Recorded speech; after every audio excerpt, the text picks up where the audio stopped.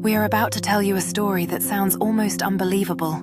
A man who called himself the Angel of Death traveled from Alabama to California, carrying body armor knives, brass knuckles, and tactical gear to confront a Catholic monastery. According to prosecutors, this wasn't just idle talk. Weeks before his arrival, Richardson sent disturbing emails to St. Michael's Abbey in Silverado, about 50 miles southeast of Los Angeles. In those messages, he referred to himself as the rider of a pale horse, an apocalyptic figure from the Book of Revelation, and warned that he would soon come to do the Lord's reaping. On August 26th, he did just that. Investigators say Richardson attended a church service at the Abbey, then followed a priest into a private area.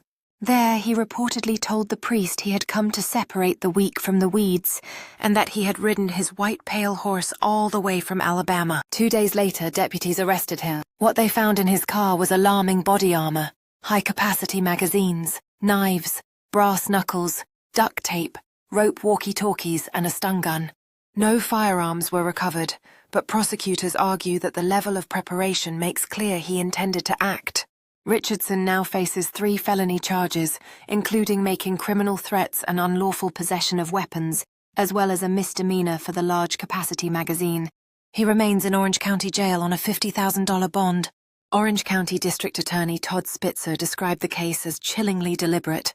He said Richardson's actions showed planning sophistication and professionalism, and he added a warning that resonates beyond California. No one should have to worship in fear that a stranger will walk through the door with the intent to determine who lives and who dies. The Archdiocese of Orange also responded, thanking authorities for their fast work, but urging parishioners to stay alert. Security at churches and schools is once again at the forefront. Their statement carried a reminder of just how tense this moment is for faith communities. It comes only days after 2 children were killed in a shooting at a Catholic school in Minnesota. But here's where criticism enters the picture. Richardson didn't hide what he was planning. He emailed threats, he named his target, he announced he was traveling to California. Yet he was still able to sit inside the Abbey, attend a service, and confront a priest before law enforcement stepped in. It raises difficult questions. How much warning is enough before stronger action is taken? And why did it take until after his arrival for the response to escalate? The bond amount also raises eyebrows. $50,000 may be typical in some felony cases, but is it enough when a man crosses the country with tactical gear, religious threats, and a self-declared mission of death? Critics argue the system is not taking the risk seriously enough. St. Michael's Abbey was chosen for a reason.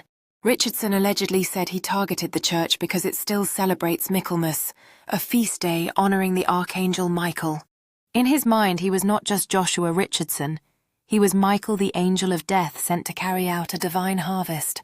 Tonight, parishioners are left with gratitude that he was arrested, but also with lingering fear.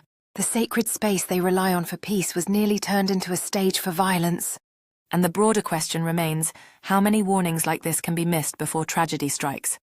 For now, Richardson is in custody.